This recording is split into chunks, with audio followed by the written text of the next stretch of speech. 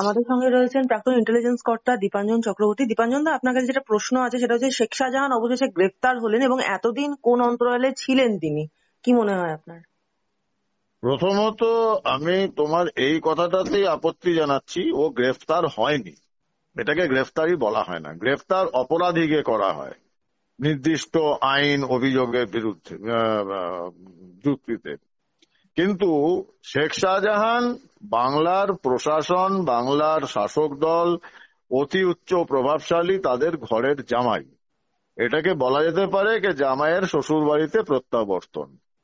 এবং দেখার ওটাই, যখন জামাইকে ওই মিনাখা থেকে নিল পুলিশ চোরের মতো গিয়ে শেষ রাতে, যাতে মিডিয়া পৌঁছাতে না পারে, তো খোঁজ নিয়ে জানতে পারবে হয়তো তাকে গলায় মালা দিয়ে তারপর তাকে গাড়িতে ওঠানো হয়েছে। তো এটাকে আমি গ্রেফতারি বলতে রাজি নই। ইডির ওপর হামলার 56 দিন পর অবশেষে আপনি গ্রেফতারি বলছেন না বটে, কিন্তু পুলিশের জালে তো পড়লেন শেখ শাহজাহান। তো ইডির ওপর হামলার 56 দিন পর এই ঘটনা ঘটলো।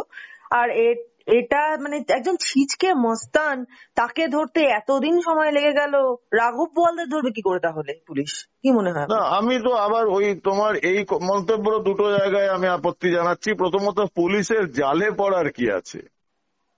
যে পুলিশের জামাই, প্রশাসনের জামাই, যে পুলিশের প্রোটেকশন নিয়ে ঘুরে বেড়াচ্ছে সন্দেশখালী, ধামাখালী ওই এলাকায়, বহু লোক বলেছেন, বিরোধী দলনেতা বলেছেন, আমরা বহুবার চ্যানেলে বলেছি, তোমরা বিভিন্ন চ্যানেলের সাংবাদিকরা বলেছো, তো সেখানে পুলিশের জালে পড়ার তো কোনো ব্যাপার নেই।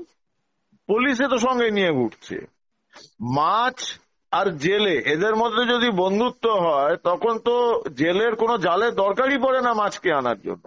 মাছকে তো বলে দেওয়া হচ্ছে, তুমি চলো, তোমাকে এখান থেকে তুলে অন্য একটা নদীতে রাখবো বা জলের মধ্যে রাখবো, তুমি নিরাপদে থাকবে, সেই মাছ কেটে কেউ রান্না করবে না। তো এই যদি কনসেপ্ট হয়, তো সেখানে তো পুলিশের জাল ব্যাপারটাই আসছে না। এবং সমস্যা হচ্ছে, যেটা আমরা বারবার বলেছি, আমি ব্যক্তিগতভাবে বহু চ্যানেলে বহুবার বলেছি গত এই 55-56 দিনে, যে একটা সময় গুজব রটানোর চেষ্টা করা হয়েছিল বাংলাদেশে পালিয়ে গেছে। সেটা হতেই পারে না, কারণ বাংলাদেশ একটা বিদেশি রাষ্ট্র। ভারত সরকার বাংলাদেশের বন্ধু রাষ্ট্র। ইতিমধ্যে ওখানে কথা হয়ে রয়েছিল যে ওখানে গেলে আমাদের বৈদেশিক এজেন্সিকে হ্যান্ড ওভার করবে বাংলাদেশ পুলিশ, ওকে অ্যারেস্ট করে। তো সেজন্য সে বাংলাদেশে কেন যাবে? তার জন্য তো অচেনা জায়গা কম্পারেটিভলি। এখানে তো সে শ্বশুর বাড়িতে রয়েছে, সেই কমফোর্টটা কি বাংলাদেশ দিতে পারবে? আমার মনে হয় না শেখ হাসিনা ওয়াজেদ উনি ওই কমফোর্টটা দিতে পারবেন যেটা তিনি এখানে প্রশাসনের সর্বোচ্চ জায়গা থেকে পাচ্ছেন। যে বার্তাটা বারবার দেওয়া হয়েছে, কি করেছে শেখ শাহজাহান?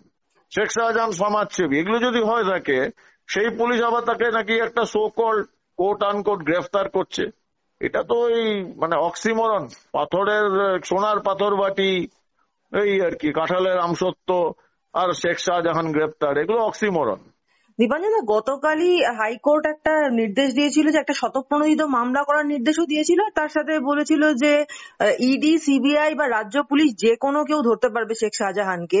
এবার ইডি এবং সিবিআই কেও যেহেতু এই ছাড় দিয়ে দেওয়া হলো, সেই চাপেই কি তড়িঘড়ি রাজ্য পুলিশ শাহজাহানকে হেফাজতে নিয়ে নিল? না, আমি যতটুকু, আমি মহামান্য প্রধান বিচারপতি বা আদালতের উপর সম্পূর্ণ আস্থা সম্মান রেখেই বলছি, প্রথম দিন থেকে এখন অব্দি কোথাও কিন্তু সিবিআই কে আটকানো হয়নি যে ওকে গ্রেফতার করা যাবে না। যেটা একটা ওই অশিক্ষিত উচ্চিংড়ে আছে ফচকে ছোড়া, ও বলে বেড়াচ্ছিল কোর্টের নাকি স্টে রয়েছে। আর ওই ওই ওই দলের ওই সব আছে 3.5 বছর জেল খাটা লোকজন, তারা সেও বলছিল কোর্টের স্টে। কোর্ট কোথাও বলেনি স্টে। বাট এটা আমাদের বুঝতে হবে, যেহেতু এটা নর্মাল অপরাধী নয়, এটা আন্তর্জাতিক মাফিয়া সন্ত্রাসবাদী, এবং দুর্ভাগ্যক্রমে শাসক দলের নির্বাচিত জনপ্রতিনিধি, এবং তার ওই নির্দিষ্ট এলাকায় এক সময় সে অন্ধকারে রাজত্ব চালিয়েছে। সেখানে সরাসরি কেন্দ্রীয় এজেন্সি তাকে গ্রেফতার করতে গেলে আইন শৃঙ্খলার একটা বড় সমস্যা হতো। তখন আবার কিন্তু এই কেন্দ্র রাজ্য সম্পর্ক নিয়ে লাফালাফি শুরু করত।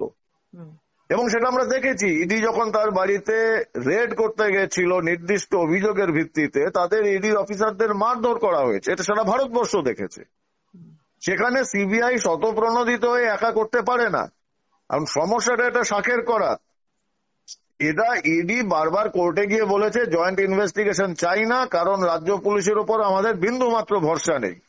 এমন নয় যে রাজ্য পুলিশ অপদার্থ, ওরা পরিষ্কার বলেছে রাজ্য পুলিশ এই তদন্তটাকে সাবোটাজ করবে, অন্তর্ঘাত করবে। সেখানে কি করে সিবিআই একা যায়?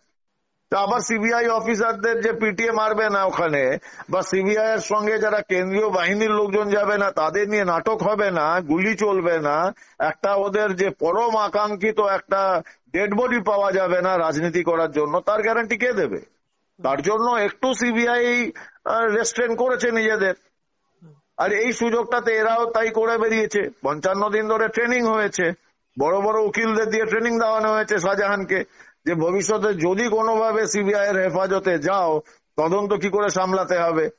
সে উকিল বাবুরা যখন বুঝে গেছেন যে ট্রেনিং কমপ্লিট, শিক্ষক যে ছাত্র তো খুব ব্রিলিয়ান্ট, নালে ওই টোটো চালক থেকে হাজার হাজার কোটি টাকার সম্পত্তি করতে পারে। আর যাকে নিয়ে সংবিধানে শপথ নেওয়া মানুষ, সে বিধানসভায় দাঁড়িয়ে বলছে শেখ শাহজাহান সমাজসেবী, আর আরেকটা লোক সে বলে বেরিয়েছে কি করেছে শেখ শাহজাহান, কি করেছে শেখ শাহজাহান। তো সেই বুদ্ধিমান ছাত্র যখন ট্রেনিং কমপ্লিট হয়েছে তখন তাকে জামাই আদরে পুলিশের হাতে তুলে দেওয়া হয়েছে, গলায় মালা নিয়ে তিনি এসেছেন। এবার দেখবে উডবান ওয়ার্ডে তার জন্য বিছানার চাদর পাতা হচ্ছে। কিন্তু এই যে শাহজাহানের গ্রেফতারিতে আইনি বাধা ছিল, এটা কিন্তু এডিজিও বলছেন। অ্যাবসলিউটলি, আবার বলছি কোট আনকোট, সে যেই বলে থাকুক বুলশিট, অ্যাবসলিউটলি মিথ্যা কথা বলা হচ্ছে, লোককে বিভ্রান্ত করা হচ্ছে। এই সমস্ত পুলিশ অফিসারদের উপর ভরসা করো। নিরাপদ সর্দারকে 9 তারিখ গ্রেফতার করা হচ্ছে, তার বিরুদ্ধে অভিযোগ দায়ের হচ্ছে 10 তারিখ। 65 কিলোমিটার দূরে নির্বাচিত বিধায়ক আইএসএফ এ নওশাদ সিদ্দিকীকে 144 ধারা বলে গ্রেফতার করা হচ্ছে। এতে এদের কাছে তুমি কি আশা করবে? এরা যা ইচ্ছা তাই বলতে পারে। কিন্তু ব্যাপারটা হচ্ছে যখন একটা প্রশাসন বা একটা শাসক এই সমস্ত অপদার্থ পুলিশ অফিসারদের ভরসায় চলতে থাকে, তখন বোঝা যায় যে অচলায়তন ভাঙতে শুরু করেছে, পতন শুরু হয়েছে এবং দ্রুত থেকে দ্রুততর হচ্ছে। এবং সেটা এই শাসকরা বুঝতে পেরে গিয়ে আতঙ্কিত হয়ে গেছে। তার জন্য তাদের দলদাস পুলিশ যা ইচ্ছা তাই বলে বেড়াচ্ছে। কোন রকম স্টে ছিল না, কোন রকম আইনি বাধ্যবাধকতা ছিল না। তাহলে দীপাঞ্জন দা, আপনারা যে বারবার বলছেন যে তৃণমূলের মানে জামাই আদরেই এতদিন শাহজাহান ছিল, এবং কুণাল ঘোষ বলেছিলেন যে 7 দিনের মধ্যে শাহজাহানকে গ্রেফতার করা হবে, তার মানে হচ্ছে যে এই তৃণমূল খুব ভালো করেই জানতো, যেটা তো পরিষ্কারই হয়ে গেল। কি বলেন?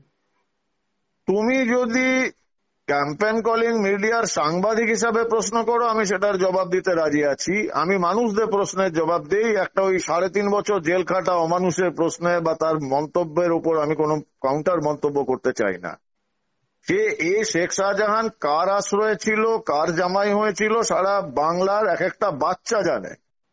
তোমার বাড়িতে যদি কোনো পোষ্য থাকে, কুকুর বেড়াল, তাদের সঙ্গে কথা বললে জিজ্ঞাসা করবে, তারাও বলে দেবে আমরা জানি শেখ শাহজাহান কে। তো এটা তো নতুন কিছু নয়। এটা একটা সাংঘাতিক অপরাধী চক্র বাংলা জুড়ে রাজত্ব করছে। তাদের একজন স্টুডেন্ট বা তাদের একজন ম্যানেজার বা সিনিয়র ম্যানেজার, তাকে নিয়ে সমস্যা। কারণ বাংলায় ওটাই, বাংলায় আইনের শাসন চলছে না, বাংলায় এখন শাসকের আইন চলছে। বেশি দিন চলবে না। মানুষ জেগে উঠছে, প্রতিরোধে যাচ্ছে, প্রতিবাদে যাচ্ছে। তাহলে এই গ্রেফতারটা যে করা হলো, এটা তার মানে পুরোপুরি নাটক, তাই তো? অ্যাবসলিউটলি নাটক। নাটক এই জন্য, 1 নম্বর, প্রধানমন্ত্রী বাংলার সফরে আসছে 4, 5, 6 তারিখ সম্ভবত মার্চের। তার আগে একটা নাটক দেখানো যে বাংলায় আমরা তো আইনের পথে চলছে। তারপর আবার কি সব গর্জন টর্জন করবে বেড়াল আর বাঘেরা গিয়ে ব্রিগেড প্যারেড গ্রাউন্ডে। তার আগে একটা জনগণকে বিভ্রান্ত করার চেষ্টা। কে বলেছে, আগে ছিল কে বলেছে কি করেছে শেখ শাহজাহান, এখন বলবে কে বলেছে শেখ শাহজাহান যে আমাদের প্রোটেকশনে আছে, সেটা একটা দেখানো। তৃতীয় যেটা, সেটা হচ্ছে যে শেখ শাহজাহান যদি কোনোভাবে কেন্দ্রীয় এজেন্সির হাতে চলে যায়, এদের কিন্তু সাড়ে সর্বনাশ। সেটার থেকে বাঁচার জন্য এবার শেখ শাহজাহানকে নিজেদের কাস্টাডিতে নিল, যাতে ইডি সিবিআই তাদের হাতে না পায়। এখন ওটাই দেখা যে ইডি সিবিআই এর বিরুদ্ধে আদালতে গিয়ে নিজেদের কাস্টাডিতে কিরম ভাবে নিতে পারে, সেটাই দেখার ব্যাপার।